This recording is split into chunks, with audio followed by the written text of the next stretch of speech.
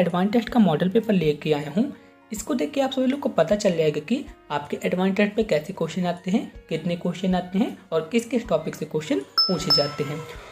दोस्तों advance test का जो पेपर होता है 150 मार्क्स का होता है। इन क्वेश्चन को सॉल्व करने के लिए आपको 120 मिनट की टाइमिंग दी जाती है। यहाँ पे 50 क्वेश्चन पूछे जाते हैं। एडवांस टेस्ट पे कितने क्वेश्चन पूछे जाते हैं? 50 क्वेश्चन पूछे जाते हैं, जिसपे मैथ के 15 क्वेश्चन पूछे जाते हैं, साइंस के 15 क्वेश्चन पूछे जाते हैं, इंग्लिश के 10 क्वेश्चन और जीके और करंट अफेयर के 10 क्वेश्चन यहाँ पे पूछे जाते हैं। इस तरह से 50 क्वेश्चन 150 मार्क्स के रहते हैं। प्रत्येक सही उत्तर के लिए आपको 3 मार्क्स दिए जाते हैं और गलत उत्तर के लिए यहाँ पे 1 मार्क्स काट लिए जाते हैं, यानी कि यहाँ पे निगेटिव मार्किंग भी होती है। क्वेश्चन नंबर 1 है। इस क्वेश्चन पे बोला है कि a - b c + d से 6 अधिक है तथा a + b c - d से 3 कम है, तो हमें ज्ञात करना है a - c कितना होगा। ठीक है, तो चलिए इसे क्वेश्चन के हिसाब से सॉल्व करते हैं। तो क्वेश्चन पे क्या बोला है, a - b जो है तो c + d से कितना अधिक है? 6 अधिक है। इसके बाद क्या बोला है, a + b c - d से कितना कम है? c - d से 3 कम है। तो आपको क्या करना है, इसे देते हैं हम इक्वेशन नंबर 1 और इसको दे देते हैं इक्वेशन नंबर 2। अब आपको क्या करना है, इक्वेशन नंबर 1 और इक्वेशन नंबर 2 को आपस में जोड़ देना है। ठीक है, तो आप इन्हें जोड़ेंगे तो सबसे पहले क्या होगा, तो सबसे पहले -b और +b आपस में कट जाएंगे, +d और -d आपस में कट जाएंगे। तो आप इन्हें अब जोड़ देंगे तो कितना आ जाएगा, 2a = 2c और यहाँ पे कितना आ जाएगा, +6 से 3 को घटा देंगे तो यहाँ पे कितना आ जाएगा, 3 आ जाएगा। इसको हम दे देते हैं इक्वेशन नंबर 3। इक्वेशन नंबर 3 को आप सब लोग याद रखिएगा। तो यहाँ पे इक्वेशन नंबर 3 क्या आया था, 2a = 2c + 3। अब क्या करते हैं अपन, 2c को यहाँ पे पक्षांतर कर देते हैं तो यहाँ पे कितना आ जाएगा, 2a - 2c = 3। अब हम क्या करते हैं, 2 को यहाँ से कॉमन ले लेते हैं तो यहाँ पे कितना आ जाएगा, 2a - c = 3। ठीक है, तो हम यहाँ पे क्या लिख सकते हैं, यहाँ पे हम लिख सकते हैं a - c = 3/2। ठीक है, तो यहाँ पे a - c की वैल्यू कितनी आ जाएगी, यहाँ पे a - c की वैल्यू आ जाएगी 1.5। ठीक है, कौन से ऑप्शन पे दिया है, ऑप्शन नंबर बी इसका राइट आंसर रहेगा। आई होप आप सभी लोग समझ गए होंगे। नेक्स्ट क्वेश्चन है दोस्तों, इस क्वेश्चन पे आपको सीरीज को पूरी करना है। जैसे यहाँ पे क्या है, 21, 3 सच दैट 574 और यहाँ पे क्वेश्चन मार्क के स्थान पे यहाँ पे क्या आएगा आपको ज्ञात करना है। दोस्तों इस क्वेश्चन को सॉल्व करने के लिए मैं आपको 10 सेकंड की टाइमिंग देता हूँ, आप सब लोग इसे सॉल्व कीजिएगा। आई होप आप सब लोग इसे सॉल्व कर दिए होंगे। बहुत ही इजी क्वेश्चन है, यदि आप इन्हें ओपन माइंडेड सॉल्व करें हैं तो आप सब लोग इसे सॉल्व कर लिए होंगे। तो आप सब लोग देख पा रहे होंगे कि यदि हम 21 में अपन क्या करते हैं, 7 का भाग दे देते हैं तो कितना आ जाता है, 3 आ जाता है, जैसे यहाँ पे लिख दिया गया है। इसी तरह से यदि हम 574 में क्या करते हैं, 7 का भाग दे देते हैं तो यहाँ पे कितना आ जाएगा, 574 में जब हम 7 का भाग देंगे तो कितना आ जाएगा, 82 आ जाएगा। तो बस क्वेश्चन मार्क के स्थान पे क्या आ जाएगा, 82 आ जाएगा। ऑप्शन नंबर ए इसका राइट आंसर रहेगा। नेक्स्ट क्वेश्चन है, इस क्वेश्चन पे बोला गया है कि 24 लड़के तथा उनके शिक्षक की औसत आयु कितनी है, 15 वर्ष है। यदि शिक्षक की आयु को हटा दिया जाता है तो उनकी औसत आयु में 1 वर्ष की कमी हो जाती है। तो हमें शिक्षक की आयु को ज्ञात करना है। बहुत ही इजी क्वेश्चन है और लगभग सभी एग्जाम पे पूछा जाता है। तो चलिए इस क्वेश्चन को सॉल्व करते हैं। तो दोस्तों सबसे पहले मैं यहाँ पे लिख देता हूँ, यहाँ पे मैं लड़कों को क्या लिखूंगा, स्टूडेंट लिखूंगा और शिक्षक को यहाँ पे मैं टीचर से डिनोट करूंगा। तो इतना आप सब लोग समझ जाइएगा। तो जैसे यहाँ पे 24 लड़के तथा उनके शिक्षक, तो हमने यहाँ पे स्टूडेंट यहाँ पे कितने हैं, 24 हैं और टीचर कितना है, 1 है। तो स्टूडेंट + टीचर यानी कि इन दोनों का टोटल कितना होगा, इन दोनों का टोटल हो जाएगा 25। और इनकी औसत आयु कितनी है, इनकी औसत आयु दी गई है 15 वर्ष। यदि हम स्टूडेंट + टीचर की कुल आयु निकालते हैं, यदि हम स्टूडेंट + टीचर की कुल आयु निकालते हैं तो यहाँ पे कितना आ जाएगा, हम यहाँ पे कुल आयु निकाल रहे हैं। तो टोटल स्टूडेंट और टीचर कितने थे, 15 थे और औसत आयु कितनी है, 15 वर्ष है। तो अब आपको क्या करना है, 25 और 15 को आपस में गुणा करा देना है।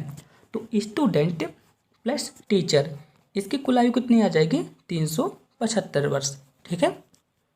इसी तरह से क्वेश्चन पे क्या बोला है, यदि शिक्षक की आयु को हटा देते हैं, यानी कि अब यहाँ से हम टीचर की आयु को हटा देते हैं तो उनकी औसत आयु में 1 वर्ष की कमी हो जाती है।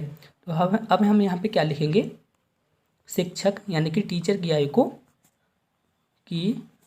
को हटा देने पर कुल आयु, यदि हम शिक्षक की आयु को हटा देते हैं तो यहाँ पे कुल आयु कितनी होगी? तो यहाँ पे स्टूडेंट कितने थे? 24 थे, 24 थे ना। यदि हम टीचर की आयु को हटा देते हैं तो औसत में कितनी की कमी आ जाती है? औसत में 1 की कमी आ जाती है। ठीक है ना। क्वेश्चन पे तो यही बोल रहा है, आप सभी लोग देख सकते हैं। तो यहाँ पे कितना आ जाएगा? यदि आप 24 में 14 का गुणा करा देंगे तो कितना आ जाएगा? यदि आप 24 में 14 का गुणा करा देंगे तो यहाँ पे आ जाएगा 336 वर्ष। ठीक है। इतना आप सभी लोग समझ गए होंगे। क्वेश्चन पे जैसा बोला हमने उसी तरह से सॉल्व किया है। क्वेश्चन पे क्या बोला था? 24 लड़के तथा उनके शिक्षक की औसत आयु कितनी है? 15 वर्ष है। तो अब आप सभी लोग बताएं, 24 लड़के हैं और एक शिक्षक है, तो इन दोनों को आपस में जोड़ देंगे तो कितना हो जाएगा? 25 हो जाएगा। और इनकी औसत आयु कितनी थी? 15 थी। यदि हम इनकी टोटल आयु ज्ञात करना चाहते हैं तो 25 और 15 का आपस में गुणा करा देंगे तो यहाँ पे कितना आ जाएगा? 375 वर्ष आ जाएगा। इसे हम दे देते इक्वेशन नंबर 1। ठीक है। इसके बाद क्या बोला है? यदि शिक्षक की आयु को हटा दिया जाता है। अब हम यहाँ पे लिख दिए हैं शिक्षक की आयु को हटा देने पर। ठीक है। तो कुल आयु कितनी होगी? यदि हम शिक्षक की आयु को हटा देते हैं तो कुल आयु कितनी होगी? तो स्टूडेंट कितने थे? 24 थे। ठीक है। औसत में कितना परिवर्तन हो रहा है? 1 में परिवर्तन हो रहा है, यानी कि 1 वर्ष घट रहा है। तो हमने यहाँ पे -1 लिख दिया है। तो 24 और 14 का आपस में गुणा करा देंगे तो कितना आ जाएगा? 336 वर्ष आ जाएगा। ठीक है। तो आपको क्या करना है, तो यहाँ पे शिक्षक की आयु कितनी आ जाएगी? तो यहाँ पे शिक्षक की आयु आ जाएगी, शिक्षक की आयु, तो यहाँ पे शिक्षक की आयु आ जाएगी 375 माइनस 336, यानी कि यहाँ पे आ जाएगा 39 वर्ष। ठीक है। कौन से ऑप्शन पे दिया है? ऑप्शन नंबर 20 का राइट आंसर रहेगा। आई होप आप सभी लोग समझ गए होंगे। फिर भी यदि आपको किसी भी तरह का डाउट है तो आप हमसे कमेंट बॉक्स में पूछ सकते हैं, आप हमसे टेलीग्राम पे पूछ सकते हैं या फिर इंस्टाग्राम पे मैसेज करके भी पूछ सकते हैं। ठीक है। चलिए नेक्स्ट क्वेश्चन की ओर चलते हैं। नेक्स्ट क्वेश्चन है, किसी धनराशि पर 2 वर्ष के लिए 6% वार्षिक चक्रवृद्धि ब्याज और साधारण ब्याज का अंतर कितना है? 27 रुपये है। तदनुसार वह राशि कितनी है हमें ज्ञात करना है। बहुत इजी क्वेश्चन है और इस टाइप के क्वेश्चन को सॉल्व करने के लिए मैं आपको ट्रिक बताया था। ट्रिक क्या थी? जब भी इस टाइप का क्वेश्चन आता है जिस पे चक्रवृद्धि ब्याज और साधारण ब्याज में अंतर दिया रहता है तो उसके लिए एक फार्मूला था। फार्मूला क्या था? चक्रवृद्धि ब्याज को अपन क्या लिखते हैं? CI लिख देते हैं और साधारण ब्याज को अपन क्या लिखते हैं? SI लिखते हैं। तो हम यहाँ पे लिखेंगे चक्रवृद्धि ब्याज और साधारण ब्याज में अंतर कितना है? 27 है। यहाँ पे 27 ना। और फार्मूला क्या था? फार्मूला था P R के ऊपर क्या रहेगा? T रहेगा, R की पावर T बटे 10,000। ये एक फार्मूला है। इसकी मदद से आप इन सभी क्वेश्चन को सॉल्व कर सकेंगे। ठीक है। जब भी इस टाइप का क्वेश्चन आता है जिसपे चक्रवृद्धि ब्याज और साधारण ब्याज में अंतर दिया रहता है तब उसमें इस तरह का फार्मूला का यूज करते हैं। ठीक है। तो यहाँ पे अंतर कितना है? यहाँ पे अंतर 27 दिया हुआ है। तो बस आप वैल्यू पुट कर दीजिए। तो P की जगह यहाँ पे आप क्या पुट करेंगे? P हमें ज्ञात करना है। क्वेश्चन पे तो यही बोला है, वह राशि ज्ञात करना है। तो हमें यहाँ पे क्या ज्ञात करना है? P की वैल्यू को हमें ज्ञात करना है। ठीक है। और R मतलब क्या होगा? R मतलब हो गया यहाँ पे दर और T मतलब क्या हो गया? समय। ठीक है। इतना तो आप सब लोग जानते ही होंगे। तो चलिए इसे सॉल्व कर देते हैं। तो यहाँ पे अंतर कितना था? CI और SI का अंतर कितना है? 27 था। P हमें ज्ञात करना है। दर यहाँ पे कितनी है? दर यहाँ पे 6% है। ठीक है। और समय कितना है? समय 2 वर्ष है। ठीक है। बटे में अपन क्या करते हैं? 10,000 लिख देते हैं। ठीक है। बस आप इसे सॉल्व कर दीजिए, आंसर आ जाएगा। तो चलिए इसे सॉल्व करते हैं। तो अपन क्या करते हैं, थोड़ा सा इसे विस्तार करके लिख देते हैं। तो यहाँ पे हम लिखेंगे 27 इंटू 10,000 बटे 36 बराबर P। ठीक है। तो अब इसे सॉल्व कर दीजिए, बस आंसर आ जाएगा। ठीक है। 9 तिक 27, 9 चौको 36। ठीक है। यहाँ पे कितना आ जाएगा? 4 एकम 4, 25 चौको 100 और यहाँ पे डबल जीरो आ जाएगा। अब आपको क्या करना है, 3 और 25 को आपस में गुणा करा देंगे तो यहाँ पे कितना आ जाएगा, 7500 रुपये जो है तो मूलधन आ जाएगा। इस तरह से वह राशि कितनी थी, 7500 रुपये थी। ऑप्शन नंबर 3 इसका राइट आंसर रहेगा। दोस्तों मैं आपको फार्मूला फिर से बता देता हूँ। फार्मूला क्या था, फार्मूला था CI माइनस SI बराबर PR/T बटे 10,000। इस फार्मूले को आप सब लोग नोट कर लीजिएगा, बहुत इंपॉर्टेंट फार्मूला है। चलिए नेक्स्ट क्वेश्चन की ओर चलते हैं। नेक्स्ट क्वेश्चन है, किसी परीक्षा में एक परीक्षार्थी 30% अंक मिले। ठीक है, क्वेश्चन पे क्या बोला है, एक परीक्षा में एक विद्यार्थी था जिसे 30% अंक मिले और वह 25 अंकों से फेल हो गया, तथा उसी परीक्षा में एक अन्य विद्यार्थी को 40% अंक प्राप्त हुए तथा वह 25 अंक अधिक प्राप्त किया, तो परीक्षा में अधिकतम अंक कितना था, हमें ज्ञात करना है। तो चलिए इस क्वेश्चन को सॉल्व करते हैं। तो क्वेश्चन पे क्या बोल रहे हैं, हमें क्या ज्ञात करना है, अधिकतम अंक ज्ञात करना है। तो हमने मान लिया कि वह अधिकतम अंक x था। ठीक है, जिसपे एक विद्यार्थी क्या होता है, 30% अंक प्राप्त करते हैं जिससे वह 25 अंकों से फेल हो जाता है, तथा एक अन्य विद्यार्थी 40% अंक प्राप्त करता है और 25 अंकों से फेल हो जाता है। तो हम यहाँ पे क्या लिखेंगे, x का 40% माइनस x का 30% बराबर, यहाँ पे कितने कितने अंकों से पास फेल हो रहे हैं, एक 25 अंकों से फेल हो रहा है और एक 25 अंक एक्स्ट्रा पा रहा है। ठीक है, बराबर की उस तरफ लिखेंगे, आप सब लोग ध्यान रखिएगा। ठीक है, क्वेश्चन पे क्या बोला था, हमें अधिकतम अंक ज्ञात करना था, तो हमने अधिकतम अंक को क्या मान लिया, x मान लिया। ठीक है, तो एक विद्यार्थी क्या था, 40% अंक प्राप्त कर रहा था और 25 अंक एक्स्ट्रा पा रहा था, तथा दूसरा विद्यार्थी था जो 30% अंक प्राप्त कर रहा था, जो 25 नंबर से फेल हो रहा था। ठीक है, तो बस आप सब लोग इसे देख लीजिएगा। तो अब हम यहाँ पे क्या लिखेंगे, यहाँ पे हम लिख दिया x का 40% माइनस x का 30%, 25 और 25 आपस में जुड़ जाएंगे तो कितना हो जाएगा, 50 हो जाएगा। अब आप सब लोग क्या करना है, इसको आपस में घटा देना है।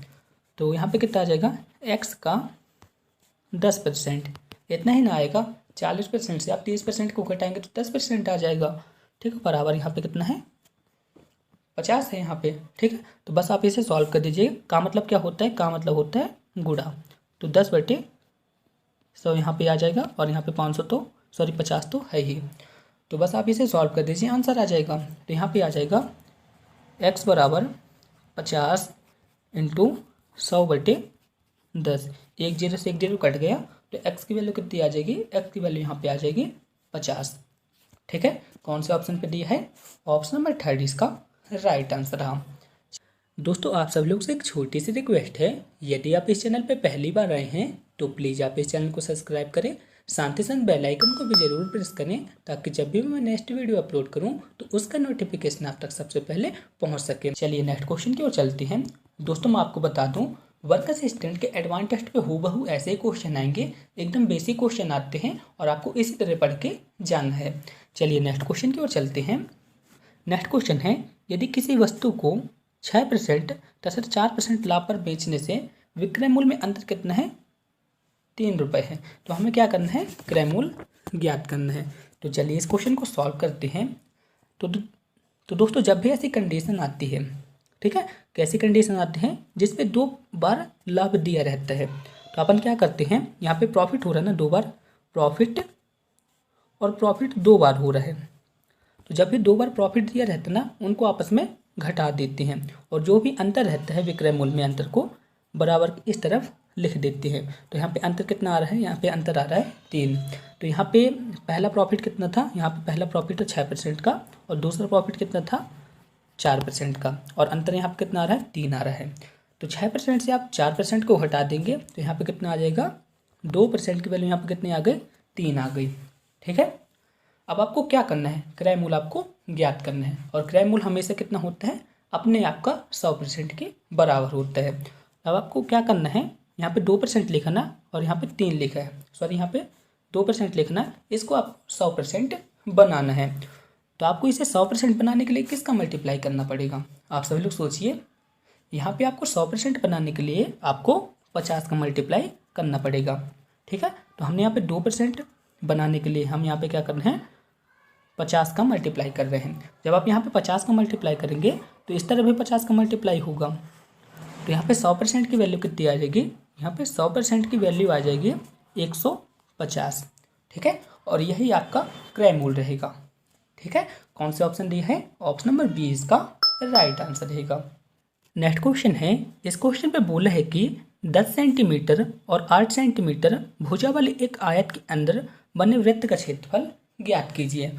बहुत इजी क्वेश्चन है, चलिए इस क्वेश्चन को सॉल्व करते हैं। जैसे हमने एक यहाँ पे आयत बना दिया जिसकी लंबाई कितनी है 10 सेंटीमीटर है और चौड़ाई कितनी है 8 सेंटीमीटर है। इसके अंदर एक वृत्त बना है, तो हमें इसका क्षेत्रफल ज्ञात करना है। तो आप सब लोग बताएं इस वृत्त का व्यास कितना होगा। तो सबसे पहले आप सब लोग यही बता दीजिएगा कि इस वृत्त का व्यास आयत की लंबाई के बराबर होगा या आयत की चौड़ाई के बराबर होगा। तो आपका आंसर क्या रहेगा, जो वृत्त का व्यास रहेगा, इस वाले वृत्त का जो व्यास रहेगा इस तरह से, इसका व्यास जो है तो आयत की चौड़ाई के बराबर रहेगा। तो हम यहाँ पे लिख देते हैं वृत्त का व्यास बराबर आयत की चौड़ाई के बराबर रहेगा।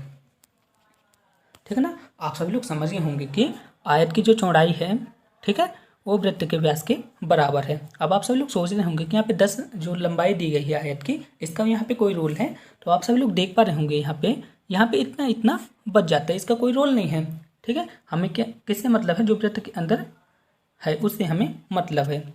तो यहाँ पे वृत्त कितना आ गया था, ये वृत्त आ गया था। इसका व्यास कितना था, इसका व्यास कितना था, व्यास था यहाँ पे अपना 8 सेंटीमीटर। तो आप सभी लोग बताएं इसकी त्रिज्या कितनी आ जाएगी, इसकी त्रिज्या आ जाएगी, व्यास का आधा क्या होता है, त्रिज्या होती है। तो व्यास कितना था 8 था, तो यहाँ पे त्रिज्या कितनी आ जाएगी 4 आ जाएगी। ठीक है, आप सब लोग याद रखिएगा त्रिज्या कितनी आ गई, त्रिज्या अपने यहाँ पे आ गई 4 सेंटीमीटर। अब आप सभी लोग बताएं वृत्त का क्षेत्रफल क्या होता है, वृत्त का क्षेत्रफल क्या होता है। तो वृत्त का क्षेत्रफल होता है पाई आर स्क्वायर। क्या होता है, पाई आर स्क्वायर। ठीक है, त्रिज्या कितनी आ गई है, त्रिज्या आ गई है अपने 4 सेंटीमीटर, यानी कि यहाँ पे 4 की वैल्यू कितनी है, 4 की वैल्यू आ गई है, सॉरी आर की वैल्यू कितनी आ गई है, 4 आ गई है। तो यहाँ पे कितना आ जाएगा, वृत्त का क्षेत्रफल जो है तो 16 पाई वर्ग सेंटीमीटर इसका राइट आंसर रहेगा। कौन से ऑप्शन पे दिया है, ऑप्शन नंबर ए इसका राइट आंसर रहेगा। दोस्तों यहाँ पे थोड़ा सा मिस्टेक है, आप सब लोग यहाँ पे सुधार लीजिएगा। तो यहाँ पे कितना आ जाएगा 16 पाई वर्ग सेंटीमीटर। आई होप आप सब लोग समझ गए होंगे। फिर भी यदि आपको किसी भी तरह का डाउट है तो आप हमसे कमेंट बॉक्स में पूछ सकते हैं, मेरे को आप इंस्टाग्राम पे मैसेज करके पूछ सकते हैं या फिर टेलीग्राम पे मैसेज करके भी पूछ सकते हैं। मैं आपको हमेशा बताने के लिए तैयार हूँ। चलिए नेक्स्ट क्वेश्चन की ओर चलते हैं। नेक्स्ट क्वेश्चन है, इस क्वेश्चन पे बोला है कि 60 लीटर के किसी मिश्रण में दूध और पानी का अनुपात कितना है, 2:1 है। यानी कि एक 60 लीटर का एक मिक्सचर है जिसमें दूध और पानी का अनुपात कितना है, 1 है। तो आप सभी लोग बताएं यहाँ पे दूध कितना आ जाएगा और पानी कितना आ जाएगा। तो यहाँ पे दूध कितना आ जाएगा, तो हम यहाँ पे लिखेंगे मिक्सचर, मिक्सचर कितना है 60 लीटर है। हमें क्या करना है, दूध की मात्रा निकालना है। तो यहाँ पे कितना आ जाएगा 2 और यहाँ पे कितना आ जाएगा 2 + 1। इसी तरह से हम यहाँ पे लिखेंगे मिक्सचर कितना है 60 है, हमें क्या करना है, पानी की मात्रा को निकालना है। तो हम यहाँ पे लिखेंगे पानी का अनुपात कितना था, 1 था, और यहाँ पे लिख देते हैं दोनों अनुपातों का योग। तो यहाँ पे कितना आ जाएगा 60/2/3 और यहाँ पे हम लिख देते हैं 60 × 1/3। इस तरह से दूध की मात्रा कितनी आ जाएगी, 60 में यदि आप 3 का भाग देंगे तो कितना आ जाएगा 20 आ जाएगा। यानी कि दूध की मात्रा कितनी आ जाएगी, यहाँ पे दूध की मात्रा आ जाएगी 40 और पानी की मात्रा कितनी आ जाएगी 20 आ जाएगी। अब आप सब लोग इसे सॉल्व कर लीजिएगा, इतना ही आएगा। तो यहाँ पे दूध की मात्रा कितनी आ गई, दूध की मात्रा आ गई 40 और पानी की मात्रा कितनी आ गई 20 आ गई। ठीक है, मिक्सचर टोटल कितने का था, 60 लीटर का था।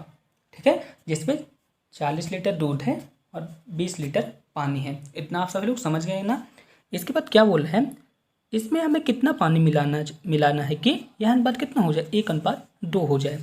तो क्वेश्चन पे क्या मिलाने के लिए बोल रहा है, पानी मिलाने के लिए बोल रहा है। ठीक है, जब हम पानी मिलाएंगे तो दूध तो सेम ही रहेगा, तो हम यहाँ पे क्या लिखेंगे 40/20 + x। क्वेश्चन पे क्या बोल रहा है, पानी मिलाने के लिए बोल रहा है, और पानी कितना यहाँ पे 20 है, और अधिक पानी मिलाने के लिए यहाँ पे बोल रहे हैं। तो अनुपात यहाँ पे कितना हो जाता है, 1:2 हो जाता है। क्वेश्चन पे यही दिया गया है। तो बस आप इसे सॉल्व कर दीजिए, आंसर आ जाएगा। तो आप इसे यहाँ पे तिर्यक गुणा करा देंगे तो यहाँ पे कितना आ जाएगा 20 + x, और यहाँ पे कितना आ जाएगा 80 आ जाएगा। तो x की वैल्यू यहाँ पे कितनी आ जाएगी 80 - 20, तो यहाँ पे x की वैल्यू आ जाएगी 60। ठीक है, कौन से ऑप्शन पे दिया है, ऑप्शन नंबर डी इसका राइट आंसर रहेगा। ठीक है, कौन सा ऑप्शन रहेगा, ऑप्शन नंबर डी इसका राइट आंसर रहा। नेक्स्ट क्वेश्चन है, इस क्वेश्चन पे बोला है कि 1000 में से वह छोटी से छोटी संख्या कौन सी घटाई जाए ताकि परिणामी एक पूर्ण वर्ग संख्या हो। बहुत इंपॉर्टेंट क्वेश्चन है, और इस टाइप के क्वेश्चन आपके एग्जाम पे पूछे जाते हैं। तो चलिए इस क्वेश्चन को सॉल्व करते हैं। तो इस क्वेश्चन को भाग विधि द्वारा सॉल्व करना पड़ेगा। तो हम यहाँ पे लिखेंगे 1000, इसके हम पेयर बना लेते हैं। तो यहाँ पे 3 का भाग जाएगा, तो यहाँ पे कितना आ जाएगा 3 × 9, हम यहाँ पे लिख देते हैं। अब क्या करते हैं, इन दोनों को आपस में जोड़ देंगे तो यहाँ पे कितना आ जाएगा 6 आ जाएगा, और यहाँ पे कितना आ जाएगा 10 में से 1 चला जाएगा तो कितना आ जाएगा, सॉरी 10 में से 9 चला जाएगा तो यहाँ पे कितना आ जाएगा 1 आ जाएगा, और दोनों जीरो को हम यहाँ पे लिख देते हैं। अब 61 का भाग यहाँ पे एक बार जाएगा, तो हम यहाँ पे लिख देते हैं 61, और यहाँ पे भी लिख देते हैं 1। तो अब आपको क्या करना है, 100 में से 61 को आपको घटा देना है। तो 100 में से 61 को आप घटा देंगे तो यहाँ पे कितना आ जाएगा, 100 में से 61 को आप घटाएंगे तो यहाँ पे आ जाएगा 39। कितना आ जाएगा 39 आ जाएगा। और यदि आप, यही इसका राइट आंसर रहेगा। आप सब लोग करके देख लीजिएगा। ठीक है, आपको चेक कराने के लिए मैं आपको दिखा देता हूँ। यदि आप 1000 में से 39 को घटाते हैं तो यहाँ पे कितना आता है 961 आता है, जो किसका वर्ग है, आप सभी लोग बताएं। 961 जो है तो किसका वर्ग है, 961 जो है तो 31 का वर्ग है। और आप सभी लोग देख भी सकते हैं 961 जो है तो पूर्ण वर्ग भी है। पूर्ण वर्ग मतलब क्या होता है, एक वर्ग के रूप में प्राप्त होना। जैसे यहाँ पे 31 का वर्ग क्या है 961 है। इस तरह से 1000 में से यदि हम 39 को घटा देते हैं तो एक पूर्ण वर्ग संख्या बन जाती है। आई होप आप सभी लोग समझ गए होंगे। नेक्स्ट क्वेश्चन है, इस क्वेश्चन पे बोला है कि ए किसी कार्य को कितने दिन में पूरा करता है, 12 दिन में पूरा करता है। बी किसी कार्य को 15 दिन में पूरा करता है। वे दोनों मिलकर एक साथ कार्य करना शुरू करते हैं, लेकिन 4 दिन बाद एक काम छोड़कर चला जाता है। तो शेष कार्य को बी कितने दिन में पूरा करेगा, हमें बताना है। तो चलिए इस क्वेश्चन को सॉल्व करते हैं। बहुत ही इंपॉर्टेंट क्वेश्चन है, और आपके एग्जाम पे ऐसे ही क्वेश्चन पूछे जाते हैं। तो चलिए इस क्वेश्चन को सॉल्व करते हैं। ए किसी काम को कितने दिन में कर रहा है, ए किसी काम को 12 दिन में कर रहा है।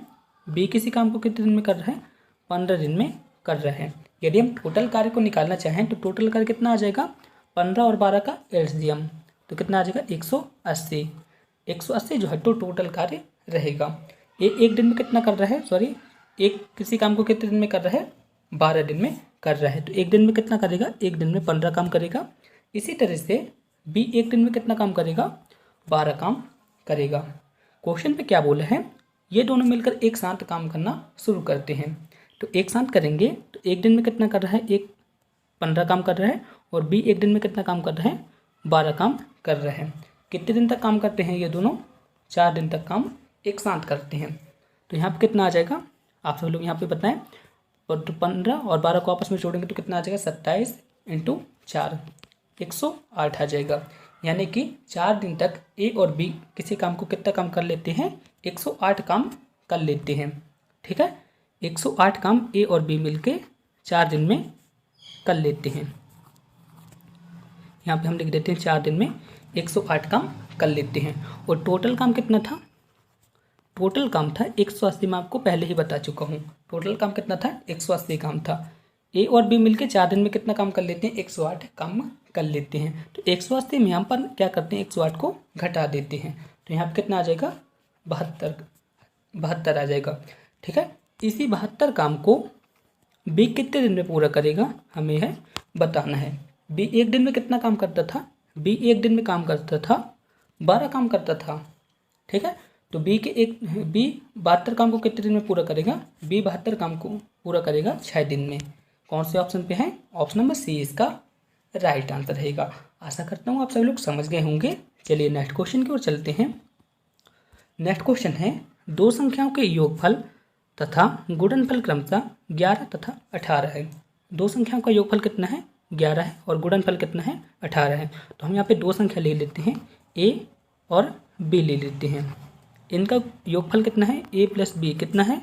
11 है और गुणनफल कितना है? ए इंटू बी कितना है? 18 है। अब हम क्या करना है, इनके व्युत्क्रम का योगफल कितना होगा? तो ए का व्युत्क्रम कितना होगा? 1/a और बी का व्युत्क्रम कितना होगा? 1/b, यही होगा ना। ठीक है, इनका हमें टोटल करना है। तो a 1/a बटे 1/b, इनको हम अपन में जोड़ देते हैं तो कितना आ जाएगा? a और यहाँ पे कितना आ जाएगा? b/a।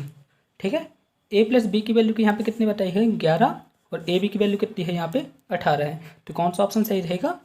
11/18 इसका राइट आंसर रहेगा। आई होप आप सब लोग समझ गए होंगे। चलिए नेक्स्ट क्वेश्चन की ओर चलते हैं। नेक्स्ट क्वेश्चन है दोस्तों, यहाँ पे ट्रिकी क्वेश्चन है, यहाँ पे आपको सॉल्व करना है। यदि आप इसे ओपन माइंडेड सॉल्व करते हैं तो आप इस क्वेश्चन को आसानी से सॉल्व कर लेंगे। तो क्वेश्चन पे क्या बोला है? यहाँ पे क्या लिखा है? 16 × 85, जिसकी वैल्यू यहाँ पे कितनी बताई गई है? 8651 बताई गई है। तो बताइए इसे कैसे सॉल्व करेंगे आप सभी लोग? तो आप सभी लोग देख पा रहे होंगे कि यहाँ पे 8 लिखा ना। ठीक है, 8 के बाद यहाँ पे 6 लिखा है और यहाँ पे 5 लिखा है, 5 के बाद यहाँ पे ये लिखा है। तो उसी तरह से यहाँ पे कितना आ जाएगा? हम यहाँ पे लिखेंगे 73 × 42 को। तो सबसे पहले अपन क्या लिखेंगे? सबसे पहले अपन को लिखेंगे 4 को, इसके बाद लिखेंगे 3 को, इसके बाद अपन क्या लिखेंगे? 2 को लिखेंगे, इसके बाद अपन लिखेंगे 7 को। ठीक है, ट्रिकी क्वेश्चन है, आपको इसी तरह से सॉल्व करना पड़ेगा। चलिए नेक्स्ट क्वेश्चन की ओर चलते हैं। नेक्स्ट क्वेश्चन है दोस्तों, यहाँ पे एक श्रेणी दी गई है। श्रेणी पे क्या बोला है? ऐसे कितने 7 हैं जिनके ठीक पहले 6 हो परंतु ठीक बाद 4 नहीं हो? जिनके ठीक पहले 6 हो लेकिन 4 नहीं हो। तो आप सभी लोग देखिए, 7 6 4 3 6 7 7 4 0 6 7 4 3, ऐसे कितने 6 हैं? सॉरी, ऐसे कितने 7 हैं जिनके ठीक पहले 6 हो लेकिन 4 नहीं हो? तो यहाँ पे एक तो मेरे को दिख गया, अब एक आप सभी लोग देखें।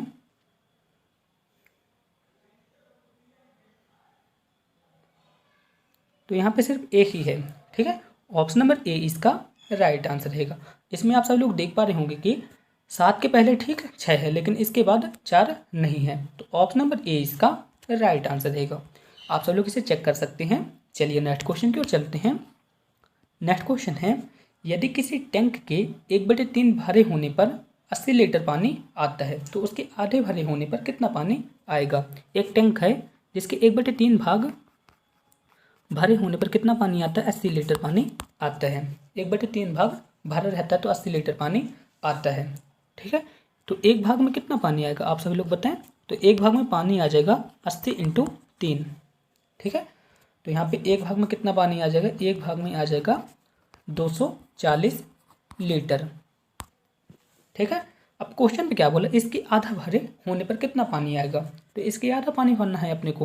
यहाँ पे एक भाग पूरा भाग है तो इसका अपन आधा कर देते हैं। तो 1/2 भाग बराबर 240 में अपन को क्या करना है? इसका आधा कर देना है। तो यहाँ पे कितना आ जाएगा? 120 लीटर। तो कौन सा ऑप्शन सही रहेगा? 120 लीटर पानी आएगा आधा भरे होने पर। चलिए नेक्स्ट क्वेश्चन की ओर चलते हैं। नेक्स्ट क्वेश्चन है, दो संख्याओं का लघुत्तम समवर्तक 225, महत्तम समवर्तक 5 है। एक संख्या 25 है तो दूसरी संख्या क्या होगी? बहुत इजी क्वेश्चन है। चलिए इस क्वेश्चन को सॉल्व करते हैं। तो दोस्तों आपको एक फॉर्मूला याद करना पड़ेगा। फॉर्मूला क्या है? पहली संख्या इंटू दूसरी संख्या बराबर लघुत्तम समवर्तक इंटू महत्तम समवर्तक। बस आप इसे याद कर लीजिए और इस क्वेश्चन को सॉल्व कर दीजिए, आंसर आ जाएगा। तो यहाँ पे पहली संख्या कितनी बताई गई? पहली संख्या यहाँ पे 25 है। दूसरी संख्या को अपने को याद करना है, लघुत्तम समवर्तक 225 है, महत्तम समवर्तक 5 है। तो बस आप इसे सॉल्व कर दीजिए, आंसर आ जाएगा। तो यहाँ पे दूसरी संख्या आ जाएगी, हम यहाँ पे लिखेंगे दूसरी संख्या कितनी आ जाएगी? 225 इंटू 5/25, 5 एकम 5, 5×5 = 25, 5 एकम 5, 5 चौको 20, ठीक है, 5×25 कौन सा रहेगा? ऑप्शन नंबर सी 45 इसका राइट आंसर रहेगा, यानी कि दूसरी संख्या कितनी है? 45। ऑप्शन नंबर सी इसका राइट आंसर रहेगा। दोस्तों अब साइंस के क्वेश्चन आ चुके हैं और आप सभी लोग को पता है कि एडवांस टेस्ट पे साइंस के लगभग 15 क्वेश्चन पूछे जाते हैं जो आपकी स्कोर के लिए बहुत ज़्यादा इंपॉर्टेंट है। तो चलिए साइंस के क्वेश्चन को भी सॉल्व करते हैं। तो साइंस का पहला क्वेश्चन है, निम्नलिखित में से किसे आत्महत्या के थैली के रूप में जाना जाता है? तो बताइए इस क्वेश्चन का राइट आंसर क्या होगा? बहुत ही ईजी क्वेश्चन है और इसका राइट आंसर रहेगा लाइसोसोम। लाइसोसोम को आत्महत्या के थैली के रूप में जाना जाता है। दोस्तों आप सब लोग से एक छोटा सा क्वेश्चन है, आप सब लोग को बताना है कि कोशिका का पावर हाउस किसे कहा जाता है? क्वेश्चन क्या है? कोशिका का पावर हाउस किसे कहा जाता है? इसका आंसर आप हमें कमेंट बॉक्स में बताएंगे। चलिए नेक्स्ट क्वेश्चन की ओर चलते हैं। नेक्स्ट क्वेश्चन है, रेशम कीट की किस अवस्था में रेशम प्राप्त होता है? आपको बताना है कि जो रेशम का कीट होता है उसकी किस अवस्था में रेशम प्राप्त होता है। बहुत ही इंपॉर्टेंट क्वेश्चन है और प्रीवियस ईयर पे पूछा भी गया था। तो इसका राइट आंसर क्या होगा? कोकून अवस्था पर रेशम प्राप्त होता है। ठीक है, चलिए नेक्स्ट क्वेश्चन की ओर चलते हैं। नेक्स्ट क्वेश्चन है, निम्नलिखित में से कौन सा खनिज एल्युमिनियम का अयस्क है? तो इसका राइट आंसर क्या होगा? बॉक्साइट। बॉक्साइट जो है तो एल्युमिनियम का अयस्क है। नेक्स्ट क्वेश्चन है, हरगोविंद खुराना जी को किस क्षेत्र पे नोबेल पुरस्कार मिला है? आपको बताना है कि जो हरगोविंद खुराना जी थे उनको किस क्षेत्र पे नोबेल पुरस्कार मिला है। तो किस क्षेत्र पे मिला है? चिकित्सा विज्ञान के क्षेत्र पे नोबेल पुरस्कार मिला है। चलिए नेक्स्ट क्वेश्चन की ओर चलते हैं। ईसीजी का प्रयोग किसकी गतिविधि को दर्ज करने के लिए किया जाता है? तो ईसीजी का प्रयोग किसके लिए किया जाता है? हृदय की गतिविधि को ज्ञात करने के लिए किया जाता है। ठीक है, ऑप्शन नंबर 1 इसका राइट आंसर रहा। चलिए नेक्स्ट क्वेश्चन की ओर चलते हैं। नेक्स्ट क्वेश्चन है, भिन्न भिन्न द्रव्यमान के दो पत्थर एक भवन के एक शिखर से एक साथ गिराया जाता है तो क्या होता है? यहाँ पे दो पत्थर हैं, इसे एक भवन के सिरे से गिराया जाता है तो क्या होगा? तो जो दोनों पत्थर रहेंगे जमीन पर एक साथ पहुँचते हैं। यहाँ पे कौन सा नियम लागू होता है? संवेग संरक्षण का नियम लागू होता है, जिसकी वजह से दोनों पत्थर जमीन पर एक साथ पहुँचते हैं। ठीक है, ऑप्शन नंबर सी इसका राइट आंसर रहा। इस प्रैक्टिकल को आप सब लोग अपने घर पे कर भी सकते हैं। चलिए नेक्स्ट क्वेश्चन की ओर चलते हैं। नेक्स्ट क्वेश्चन है, इस क्वेश्चन में बोला है कि निम्नलिखित में से अश्रु गैस का घटक कौन सा है? आपको बताना है कि अश्रु गैस का घटक यहाँ पे कौन सा है। तो कौन सा है? क्लोरोफ्लेक्टिन जो है तो अश्रु गैस का घटक है। ऑप्शन नंबर डी इसका राइट आंसर रहा। नेक्स्ट क्वेश्चन है, इस क्वेश्चन पे बोला है कि भारत में मूंगफली का उत्पादक राज्य कौन सा है? तो बताइए इस क्वेश्चन का राइट आंसर क्या होगा? मोस्ट इंपॉर्टेंट क्वेश्चन है, आपने प्री के पेपर पे देखा ही होगा, इसी टाइप के क्वेश्चन पूछे गए थे। तो इसका राइट आंसर क्या होगा? मूंगफली उत्पादक राज्य है गुजरात। ऑप्शन नंबर बी इसका राइट आंसर रहेगा। और प्री के पेपर पे क्या पूछा गया था? भारत का ऐसा कौन सा राज्य है जहाँ कॉफी का उत्पादन होता है? तो कौन सा राज्य था? कर्नाटक। ठीक है, इतना आप सब लोग को याद रखना है। चलिए नेक्स्ट क्वेश्चन की ओर चलते हैं, लेकिन उससे पहले आपसे एक क्वेश्चन है। आप सब लोग बताएंगे कि भारत का ऐसा कौन सा राज्य है जहां तंबाकू सर्वाधिक उत्पादित होती है? इसका आंसर आप हमें कमेंट बॉक्स में बताएंगे। चलिए नेक्स्ट क्वेश्चन की ओर चलते हैं। नेक्स्ट क्वेश्चन है, वह क्रिया जिसके द्वारा धातु को अनुचुंबकीय बनाया जाता है क्या कहलाती है? आपको बताना है कि ऐसी वह क्रिया जिसमें धातु को अचुंबकीय बना जाता है तो वह क्रिया कौन सी कहलाती है? तो कौन सी कहला जाती है? डी मैग्नेजाइजेशन। ठीक, डी मैग्नेजाइजेशन कहलाती है। ऑप्शन नंबर बी इसका राइट आंसर रहेगा। नेक्स्ट क्वेश्चन है, क्षय रोग शरीर के किस अंग को प्रभावित करता है? आपको बताना है कि क्षय रोग यानी जिसे टीबी रोग भी कहते हैं किस अंग को प्रभावित करता है? तो किस अंग को प्रभावित करता है? फेफड़े को प्रभावित करता है। ऑप्शन नंबर बी इसका राइट आंसर रहा। नेक्स्ट क्वेश्चन है, एगमार्ग क्या है? आपको बताना है कि एगमार्ग क्या है। इस क्वेश्चन के आंसर के लिए मैं आपको 10 सेकंड की टाइमिंग देता हूँ, आप सब लोग सोचें इसके आंसर को बताएं। तो एगमार्ग जो है तो आप किसी भी सामान को लेते होंगे खाने पीने वाली चीज़ को तो उस पर लिखा रहता है। तो किसके लिए रहता है? पदार्थ के लिए गुणवत्ता की गारंटी की एक मोहर होती है, जिसे क्या कहते हैं? एगमार्ग मोहर कहते हैं। ऑप्शन नंबर डी इसका राइट आंसर रहा। नेक्स्ट क्वेश्चन है, इस क्वेश्चन पे बोला है कि कार्बन का सर्वाधिक कठोर अपरूप कौन सा है? तो कार्बन का सर्वाधिक कठोर अपरूप जो है तो हीरा है। ऑप्शन नंबर ए इसका राइट आंसर रहेगा।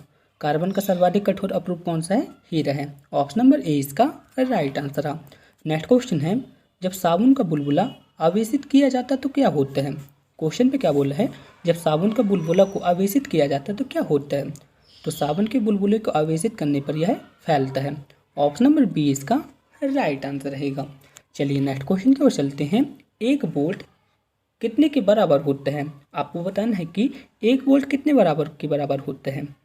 तो एक वोल्ट जो होता है तो एक जूल एक कूलाम के बराबर होता है। किसके बराबर होता है? एक जूल बटे एक कूलाम के बराबर होता है। ऑप्शन नंबर बी इसका राइट आंसर रहा। नेक्स्ट क्वेश्चन है, बल्ब को तोड़ने पर तेज आवाज़ आती है क्योंकि?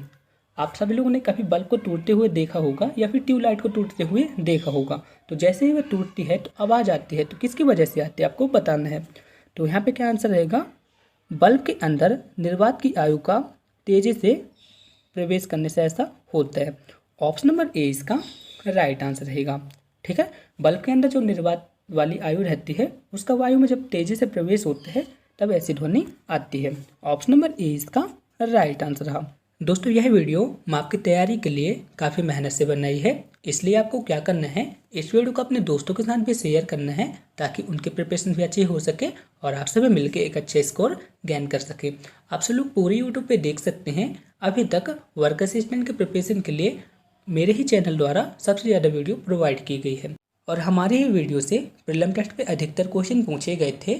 दोस्तों यदि आप हमारी वीडियो को रेगुलर देखते हैं तो मैं आपको यकीन दिलाता हूँ आपके एडवांस टेस्ट पे हूबहू ऐसे ही क्वेश्चन देखने को मिलेंगे। सो प्लीज़ आपको क्या करना है, इस वीडियो को ज़्यादा से ज़्यादा शेयर करना है और यदि वीडियो आपको पसंद आती है तो प्लीज़ आप इसे लाइक कर दीजिए ताकि मुझे मोटिवेशन मिल सके और मैं आपके प्रिपरेशन के लिए ऐसी वीडियो प्रोवाइड करा सकूँ। दोस्तों अब इंग्लिश के क्वेश्चन आ गए हैं, तो चलिए इंग्लिश के क्वेश्चन को भी सॉल्व करते हैं। आप सभी लोग को पता होगा कि एडवांस टेस्ट पे इंग्लिश के लगभग कितने क्वेश्चन आते हैं? इंग्लिश के लगभग 10 क्वेश्चन आते हैं जो आपके स्कोर के लिए बहुत ज़्यादा इंपॉर्टेंट है। तो चलिए इन क्वेश्चन को सॉल्व करते हैं। तो इंग्लिश का पहला क्वेश्चन है, इस क्वेश्चन पे आपको चूज द करेक्ट वर्ड बताना है। आपको बताना है कि इन 4 ऑप्शन में से कौन सी स्पेलिंग सही लिखी हुई है। तो कौन सी स्पेलिंग सही लिखी हुई है? ऑप्शन नंबर ए और बी दोनों यहाँ पे सही लिखी हुई है। लेकिन जब भी दोनों स्पेलिंग एक साथ इस तरह से लिखी हो तो कौन सी स्पेलिंग सही यहाँ पे रहेगी? वैनी FITED, इस स्पेलिंग को यहाँ पे सही माना जाता है। ठीक है, ग्रामर रूप से इस स्पेलिंग को सही माना जाता है। ऑप्शन नंबर ए इसका राइट आंसर रहेगा। नेक्स्ट क्वेश्चन है, यहाँ पे आपको फिल इन द ब्लैंक्स करना है जिसपे यहाँ पे एक आर्टिकल का यूज होगा जो आर्टिकल यहाँ पे दिए गए हैं। तो क्वेश्चन पे क्या बोल है, Kashmir is Switzerland of India. तो आपको बताना है कि स्विट्जरलैंड के पहले यहाँ पे किस आर्टिकल का यूज होगा। तो किस आर्टिकल का यूज होगा? यहाँ पे द का यूज होगा। तो यहाँ पे क्या होगा sentence, Kashmir is the Switzerland of India. Option number A इसका राइट आंसर रहेगा। और आप सब लोग जानते होंगे कि द का यूज जो है तो फेमस जगह के लिए किया जाता है। चलिए नेक्स्ट क्वेश्चन की ओर चलते हैं। नेक्स्ट क्वेश्चन है, इस क्वेश्चन पे आपको आइडेंटिफाई करना है एडजेक्टिव। किसका एडजेक्टिव याद करना है आपको? क्रिटिक का। आपको बताना है कि क्रिटिक का एडजेक्टिव क्या होगा। तो क्रिटिक एडजेक्टिव जो है तो क्रिटिकल होगा। ऑप्शन नंबर बी इसका राइट आंसर रहेगा। नेक्स्ट क्वेश्चन है, इस क्वेश्चन पे आपको करेक्ट वर्ब को चूज करना है। तो यहाँ पे एक सेंटेंस दिया है। सेंटेंस क्या है? सी इन कलकत्ता फॉर 3 ईयर बिफोर 1992। तो आपको बताना है यहाँ पे किस वर्ब का यूज होगा। तो ये जो सेंटेंस है किस टेंस का है? पास्ट परफेक्ट कॉन्टिन्यू का सेंटेंस है। तो यहाँ पे हमेशा किसका यूज किया जाता है? हैड बीन का यूज किया जाता है। तो यहाँ पे क्या होगा? She had been in Calcutta for 3 year before the year 1992। ठीक है, तो यहाँ पे किस वर्ब का यूज होगा? हैड बीन वर्ब का यूज होगा। ऑप्शन नंबर डी इसका राइट आंसर रहेगा। दोस्तों यहाँ पे मैंने एकदम बेसिक क्वेश्चन लिए हैं और आपके एग्जाम पे हूबहू ऐसे ही क्वेश्चन आएंगे। तो चलिए इन क्वेश्चन को भी सॉल्व करते हैं। नेक्स्ट क्वेश्चन है, इस क्वेश्चन पे आपको प्रेपोजिशन का यूज करना है। तो क्वेश्चन पे क्या बोला है? I am displeased you but I am not displeased your fun. तो आपको बताना है यहाँ पे किस प्रीपोजिशन का यूज होगा। तो यहाँ पे डिस्प्लेस्ड के बाद किसका यूज होगा, डिस्प्लेस्ड के बाद यहाँ पे विथ का यूज होगा। इसके बाद I am not displaced at your fun, तो यहाँ पे एट का यूज होगा। ठीक है, तो कौन सा ऑप्शन सही रहेगा, ऑप्शन नंबर बी इसका राइट आंसर रहेगा। इस तरह से आपको प्रीपोजिशन भी पढ़ना है। नेक्स्ट क्वेश्चन है, इस क्वेश्चन पे आपको वन वर्ड पे आंसर देना है। क्वेश्चन पे क्या बोला है, one who fights for the sake of money. आपको बताना है कि ऐसा कौन सा व्यक्ति है जो पैसे के लिए लड़ता है। तो इसका राइट आंसर क्या होगा, मसनरी, उसको क्या कहते हैं, मसनरी कहते हैं। ऑप्शन नंबर बी इसका राइट आंसर रहेगा। चलिए नेक्स्ट क्वेश्चन की ओर चलते हैं। आपको यहाँ पे सिनोनिम्स बताना है। बॉनी का सिनोनिम्स क्या होगा, आपको बताना है कि बॉनी का सिनोनिम्स क्या होगा। मैं यहाँ पे बॉनी की स्पेलिंग लिख देता हूँ, आपको बताना है कि इसका सिनोनिम्स क्या होता है। तो बॉनी मतलब होता है इनाम। आपको बताना है कि इनाम, इनाम का यहाँ पे सिनोनिम्स क्या है। तो इनाम का सिनोनिम्स यहाँ पे क्या है, गिफ्ट है। यानी कि बॉनी का सिनोनिम्स यहाँ पे क्या हुआ, गिफ्ट हुआ। चलिए नेक्स्ट क्वेश्चन की ओर चलते हैं। यहाँ पे आपको कंजक्शन का यूज करना है। आपने इस क्वेश्चन को काफ़ी बार देखा होगा और आपके एग्जाम पे भी पूछा जाएगा। क्वेश्चन पे क्या है, she was intelligent, she was poor. तो यहाँ पे किस कंजक्शन का यूज होगा, तो यहाँ पे होगा बट का। तो क्वेश्चन किस तरह से बनेगा, she was intelligent but she was poor. ठीक है, ऑप्शन नंबर बी इसका राइट आंसर रहा। नेक्स्ट क्वेश्चन है, ही इज इनोसेंट द क्राइम। आपको बताना है कि यहाँ पे किस प्रीपोजिशन का यूज होगा। तो यहाँ पे किसका यूज होगा, ऑन का यूज होगा। तो आंसर क्या बनेगा, he is innocent on the crime. Option number B इसका राइट आंसर रहा। दोस्तों यहाँ पे एक इडम्स आई है जो कि बहुत ही इंपॉर्टेंट है। तो क्वेश्चन पे क्या बोला है, टू फेस म्यूजिक। तो इस इडम्स का मतलब क्या होता है, इन ट्रूवेल। ठीक है, ऑप्शन नंबर बी इसका राइट आंसर रहा। दोस्तों अब जी के करेंट अफेयर और जनरल स्टडी के क्वेश्चन आ चुके हैं। आप सभी लोग को पता होगा कि एडवांस टेस्ट पे लगभग 10 क्वेश्चन इनसे पूछे जाते हैं। तो चलिए इन क्वेश्चन को भी सॉल्व करते हैं। तो क्वेश्चन है पहला, महाराष्ट्र का सुकरात किसे कहा जाता है। आपको बताना है कि महाराष्ट्र का सुकरात किसे कहा जाता है। तो इसका राइट आंसर क्या होगा, महादेव गोविंद रनाडे जी को कहा जाता है। ऑप्शन नंबर ए इसका राइट आंसर रहेगा। चलिए नेक्स्ट क्वेश्चन की ओर चलते हैं। नेक्स्ट क्वेश्चन है, चंदेली नेशनल पार्क महाराष्ट्र के किस जिले पे है। बहुत ही इंपॉर्टेंट क्वेश्चन है। तो इसका राइट आंसर क्या होगा, ये तीनों, यानी कि सांगली पे भी स्थित है, कोल्हापुर पे भी स्थित है और सतारा पे भी स्थित है। तो ऑप्शन नंबर डी इसका राइट आंसर रहेगा। आपने प्री के पेपर पे भी देखा होगा, लगभग 4-5 क्वेश्चन महाराष्ट्र राज्य से रिलेटेड आए थे। तो मैंने यहाँ पे इसीलिए महाराष्ट्र से भी रिलेटेड क्वेश्चन को यहाँ इंक्लूड किया है। तो नेक्स्ट क्वेश्चन है, गेटवे ऑफ इंडिया का निर्माण किसके स्वागत के लिए किया गया था। तो किसके स्वागत के लिए किया गया था, पंचम किंग जॉर्ज और महारानी मैरी के लिए किया गया था। ऑप्शन नंबर डी इसका राइट आंसर रहा। नेक्स्ट क्वेश्चन है, और गेटवे ऑफ इंडिया कहाँ पे स्थित है। गेटवे ऑफ इंडिया जो है तो महाराष्ट्र के मुंबई पे स्थित है और आरबीआई का मुख्यालय कहाँ पे स्थित है, मुंबई पे ही स्थित है। नेक्स्ट क्वेश्चन है, आपको बताना है कि दमन और दीव किस सागर में स्थित है। आपको बताना है कि जो दमन और दीव है किस सागर में स्थित है। तो किस सागर में स्थित है, अरब सागर में स्थित है। कहाँ पे स्थित है, अरब सागर में स्थित है। नेक्स्ट क्वेश्चन है, भारत में नाभिकीय कार्यक्रम के जनक कौन है। आपको बताना है कि भारत में नाभिकीय कार्यक्रम के जनक कौन है। तो कौन है, होमी जहांगीर भाभा।